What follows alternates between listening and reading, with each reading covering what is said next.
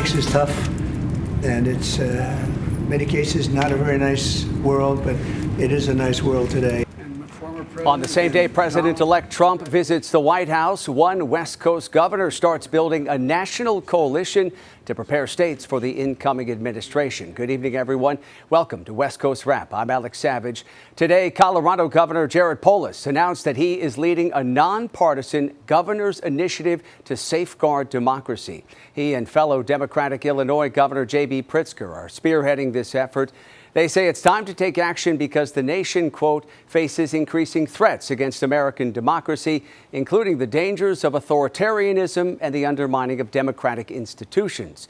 They intend to focus on state-level institutions of democracy, leveraging their unique legislative, budgetary, executive, and administrative powers. Today, California Governor Gavin Newsom continued his trip to Washington, D.C., laying out plans to push back against the Trump administration. Newsom met today with congressional Democrats. Yesterday, he met with President Biden. Newsom is seeking reimbursements for FEMA and waivers from the EPA for California's stricter car emissions standards. Newsom has already called on state lawmakers in California to convene a special session later on this year to help protect the state's progressive policies on climate change, reproductive rights, as well as immigration. And for more perspective tonight on these efforts by governors in Democratic states, we're joined by Melissa Michelson, a political science professor at Menlo College. Professor, thank you for the time tonight. We appreciate it. So how do you see governors in blue states pushing back on the Trump agenda? Well, I think we'll see a lot of what happened the last time Trump was president, which was that these states, either alone or in cooperation with others, filed hundreds of lawsuits against the Trump administration, trying to at least delay, if not prevent, the policies that the Trump administration was trying to put into place from happening. So, for example, folks might remember that it took the first Trump administration a couple of times to get a Muslim ban approved because of pushback. That when Trump tried to end DACA, the Deferred Action for Childhood Arrivals program, lawsuits pushed back against that. And here in California, the governor and the attorney general filed over 100 lawsuits against the Trump administration on immigration issues, on environmental issues, on all sorts of issues to push back against what the Trump administration was doing and promote values that Californians support. And broadly speaking, is there anything at all that's unusual about leaders in states filing this many lawsuits against the opposing party's president? It's kind of standard operating practice these days, and it switches depending on which political party controls the presidency. And so, of course, during the Biden administration, we saw the same thing from Republicans in their state governments. And this is part of federalism, right? This is the class that everybody slept through in high school civics or introduction to political science in college. Federalism, the protection against tyranny by having state governments and the national government push back against each other and keep each other in check. And while, of course, the federal government is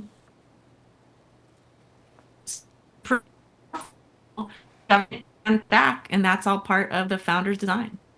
Let me ask you, Professor, do you think since governors and leaders from blue states in this country have been through this before, they've already seen 4 years of a Trump presidency, do you think that they have learned anything and they have sort of crafted their approach here in a different way the second time around? Absolutely. I think, for example, there's a broader appreciation now for laws like the Administrative Procedures Act. You know, the ways that folks found during previous administrations to push back that maybe hadn't been muscles that they were exercising before. Now that we have had these experiences, folks have learned how to do it better. But at the same time, the Trump administration is going to come into its second term with a better appreciation of its powers. So there's a learning on both sides that's going to completely change the battles, I think. I mean, let me ask you about the other side of that coin. How do you see the Trump administration rolling out its executive orders in the early days and rolling out policies that are most likely to withstand the legal challenges coming from the leaders of blue states? Right. So I think they have learned. So for example, to go back to the travel ban, which it took the first Trump administration 3 times to get passed, they learned that you couldn't make it about religion, that you had to come up with other words to accomplish the same thing of banning immigration from Muslim dominant countries. And so now they've learned like, okay, there are certain words, certain phrases you've got to avoid, or, certain ways to phrase things so that they don't get blocked by courts. And so I think they have learned how to do that better. And also, we're now going to have less resistance from within the Trump administration. I think we're all seeing, based on the appointments that he's announcing and the 2025 plan, there's going to be less resistance coming from inside the House. And so the Trump administration is going to be more effective at getting what it wants done because it's going to have more folks falling in line with what it's asking for. Yeah, certainly. We are seeing Trump appointing a number of loyalists to those cabinet positions. Obviously, it remains to be seen if they will be confirmed by the Senate. Appreciate your perspective tonight here on these expected clashes between blue states and the incoming Trump administration. Melissa Michelson, political science professor at Menlo College. Thank you for the time. Thank you. Today, President-elect Trump and President Biden met in person for the first time since the election. Trump returned to the White House for a meeting with the president in the Oval Office. When cameras were allowed inside, both of them spoke about the peaceful transfer of power. Look forward to having like we said, smooth transition. Do everything we can to make sure you're accommodated, what you need. Thank you very much. And politics is tough, and it's many cases not a very nice world, but it is a nice world today, and I appreciate very much a transition that's so smooth. It'll be as smooth as it can get, and I very much appreciate that, Jim. You're welcome. Details of their private conversation have not been made public, but Axios News is reporting President Biden urged President-elect Trump to work with him to push for a ceasefire and hostage deal between Israel and Hamas before Inauguration Day. The president-elect wants former Hawaii Congresswoman Tulsi Gabbard to be the next director of national intelligence. Gabbard traveled across the country pushing the Trump campaign agenda in the run-up to the election. She has not worked directly in the intelligence community outside of assignments on House committees. The former Congresswoman spent decades in the military. She got into politics as a Democrat, but then left the party in 2022. She switched from an independent to a Republican this year. Gabbard will need to be confirmed by the U.S. Senate to take on the role of Director of National Intelligence.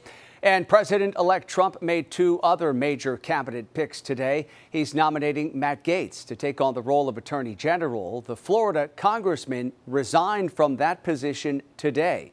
Trump also tapped Florida Senator Marco Rubio for the role of Secretary of State. Both of them will need Senate confirmation in order to take on those roles.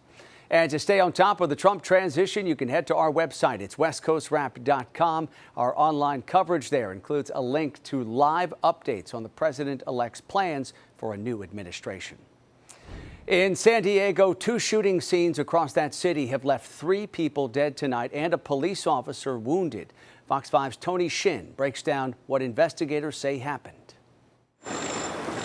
Investigators say this is where it all began, in the 1300 block of Union Street. This is where a man walked up to a gray sedan at around 8:20 in the morning and opened fire on 2 people inside. One witness, who didn't want to be identified, showed us a cell phone video of a man running from the scene. We are not showing it because we haven't confirmed if that is the shooter, but the witness says he showed it to an officer, and he also showed the officer a gun clip on the ground. The witness also says he saw a woman inside the car who was shot multiple times, including in the head, and a man with her who was also shot. Both were later pronounced dead at the scene. And about 45 minutes into that investigation, officers from the San Diego Harbor Police Department were in the area assisting with a suspect search. San Diego Police Chief Scott Wall says officers located the shooter near the crack shack on Kettner Boulevard. Witnesses say he appeared to be hiding in a cul-de-sac. Moments later, they heard a barrage of bullets. How many shots did you hear?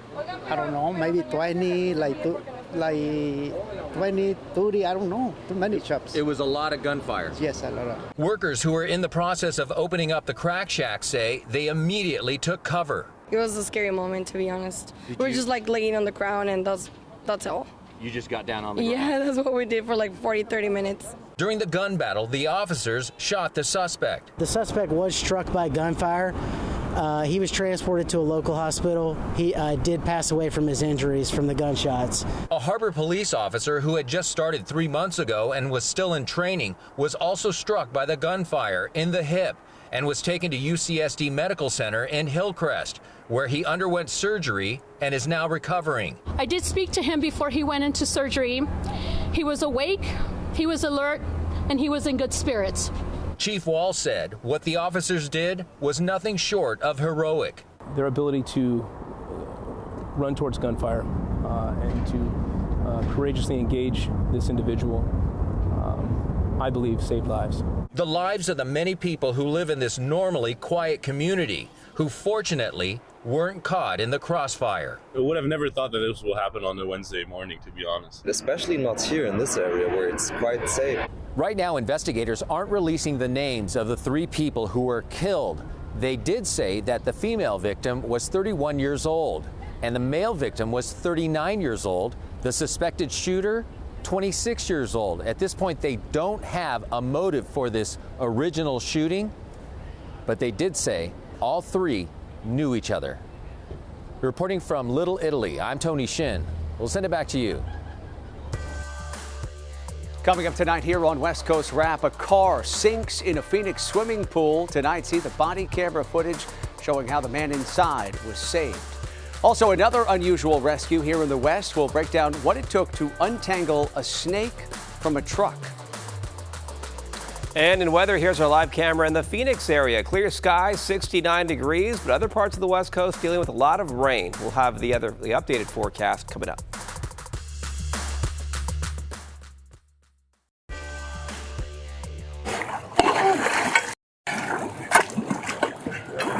Hey, Phoenix police! Come here.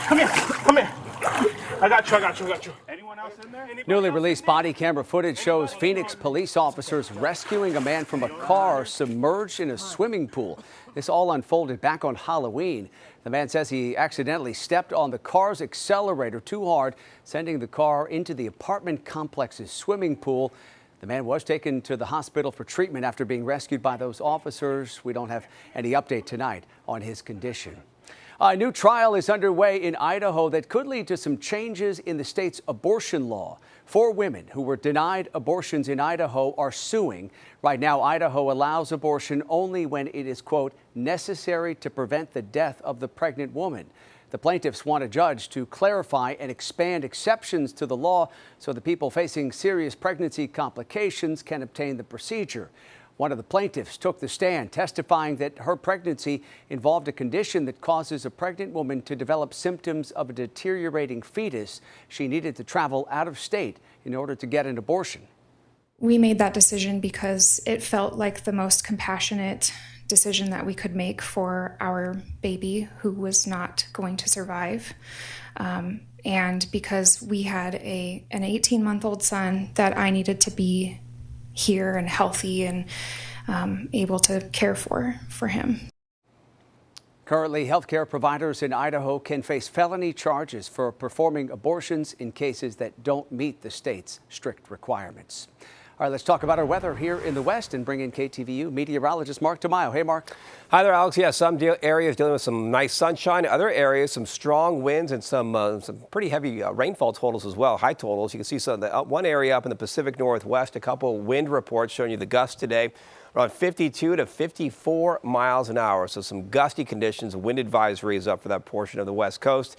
Here is the radar, and of course the active weather has been into Northern California and up toward Portland and Seattle, and also some mountain snowfall as well. So look at this, just continuous rainfall for this portion of the coast. And as we come in closer right now, there's one area showing you a flood warning in place right on through Sunday, as you can see here in parts of Washington with those rivers going up quite a bit.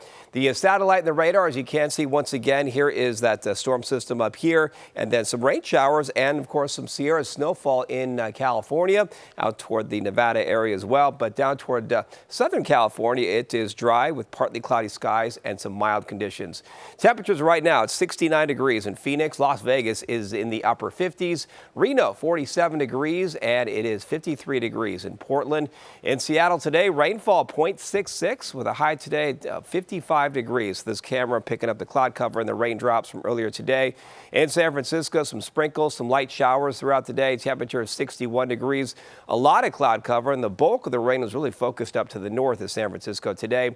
And then in Phoenix, lots of sunshine, lots of blue sky, and that 78 looks nice from this afternoon, and actually still a nice forecast for tomorrow as well. Could be approaching the lower 80s. So it's about a 50-50 chance of some rain up in the Seattle area for tomorrow. Some off and on scattered showers for the San Francisco Bay Area, kind of a mixture of sun and clouds. 70s, as you can see, for Los Angeles, and more sunshine out toward the Phoenix area and also out toward Denver.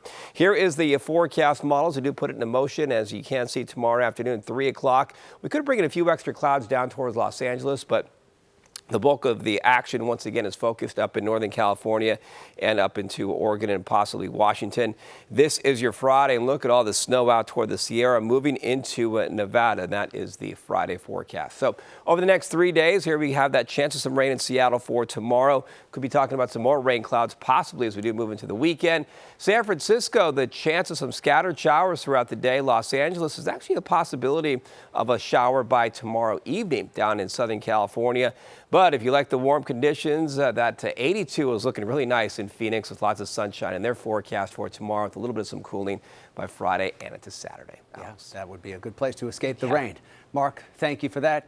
Black and Latino families who were pushed out of their Southern California neighborhood decades ago may see some payback in the future. Today, a $27 million tentative settlement agreement was announced between so-called Section 14 survivors and the city of Palm Springs. Section 14 was a neighborhood located next to downtown Palm Springs. The city cleared that land back in the 1960s to make room for new development after evicting mostly minority residents. Today's tentative settlement agreement includes nearly $6 million in compensation for former residents and their descendants. The rest of the money would support housing, small businesses, and cultural programs in Palm Springs. City council members will be voting on that agreement tomorrow. A program designed to put fences between some neighborhoods and unhoused people is getting more expensive than some people expected in the city of Phoenix. Fox 10's Ashley Rodriguez explains the number of applications for those fences is skyrocketing. I'm standing in between 2 blocks of homes separated by an alley, and this gate right here, well, this is new. This is a part of a city program launched about 2 years ago to relieve residents of blight. But as the city is learning, these gates are in high demand and they don't come cheap. Trash, tent shelters, public urination and defecation, graffiti, and drugs. Phoenix homeowners say the alleys behind their properties attract them all. My son said that one day he was going to school and he saw people doing adult things. Residents say looking out your back window and watching transients walk by or move in is uncomfortable. But sometimes the situations get downright scary. There was a lot of problems many years back. There was a number of killings back there. There was bodies back there. It's why the city's gated alley program has become so popular. It allows property owners to petition the city for a gate. A block needs 50% plus one of the homeowners to agree. The city will come out, evaluate, approve, and then install the gate. We requested it because all the people that were coming in and out and all the problems that we were having. It was pretty bad news here, but I'm glad they got the fences. That's even better. Yeah. That is so cool. By our estimates, we have approximately 5,000 alley segments citywide. City staff says there was over 100 requests for alley gates last year, and the program is now averaging about 15 requests per month. The city says it has an $850,000 budget for only 77 gates and needs $3 million more to meet the growing demand. The taxpayer-funded cash infusion is up for a vote in the coming weeks. This is something that taxpayers have been asking for. Long story short, we've tested this out, and it definitely helps because people don't want people camping out right behind their houses. In Central Phoenix, Ashley Rodriguez, Fox 10 News. Coming up tonight here on West Coast Wrap, stuck in a tight spot on a road trip. Tonight, the snake that one driver didn't even know he was hauling across Arizona. Pictures were hilarious. They were like, "Excuse me, what are you reporting?"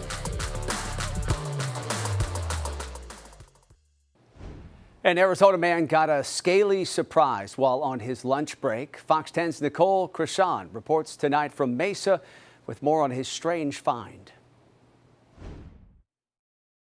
Well, living in Arizona, you expect to see snakes, right? But you don't expect to see a boa constrictor like this lady, especially not on the engine of your truck. Check out this story.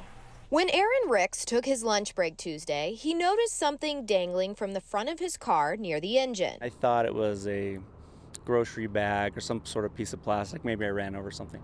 So I walked back over to the truck to see what it was and was totally shocked to see this big old snake hanging down and looking right back at me. A boa constrictor, believed to have made the trip to Scottsdale from the Mesa area with Aaron, now in need of rescue. So Aaron called the non-emergency police line, who then transferred him to Scottsdale Fire. Dispatchers were hilarious. They were like, "Excuse me, what are you reporting?"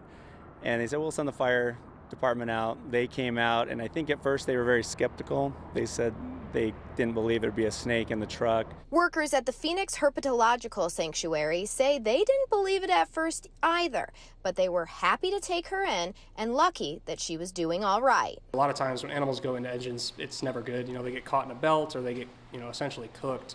So this girl is pretty unscathed. Maybe she has like a minor burn right here, but nothing too serious. And now to find out where this snake belongs. If there is an owner that wants to come forward and claim this animal, they will have the ability to reach out to us and we'll try and set something up. But otherwise, this animal will live the rest of its life either here or if we can find it a home, we will try to adopt this animal out.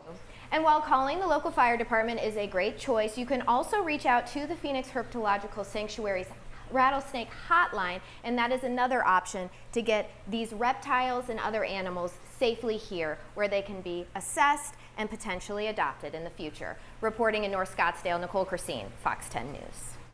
And boa constrictors can grow to up to 15 feet long and live more than 20 years.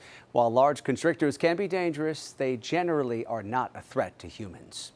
Well, Thanksgiving is just 2 weeks away, and for those who are traveling, Apple is making it just a little easier to find your lost luggage. The tech company's latest update allows users to share the location of an AirTagged item through the Find My app. You can generate a link to send to friends or even airlines to assist in locating your lost belongings. Once the item is found, that link automatically disables or it can be turned off manually. Finally, tonight, the West makes a good showing on a new list of the top Thanksgiving travel destinations. Wallet Hub put together the list taking into account Thanksgiving celebrations, affordability, safety, and weather. San Diego ranks #1 on this list. Atlanta takes the #2 spot, followed by San Francisco, San Jose, and Dallas, rounding out the top 5. All fantastic places to travel any time of year. That does it for West Coast Wrap tonight. Before we go, a quick reminder, you can stay up to date on all the big stories we are covering for you across the West Coast at our website, westcoastwrap.com, and stream our shows on your smart TV for free with the Fox Local app. We appreciate you watching tonight. A beautiful look at downtown San Francisco. Have a great night.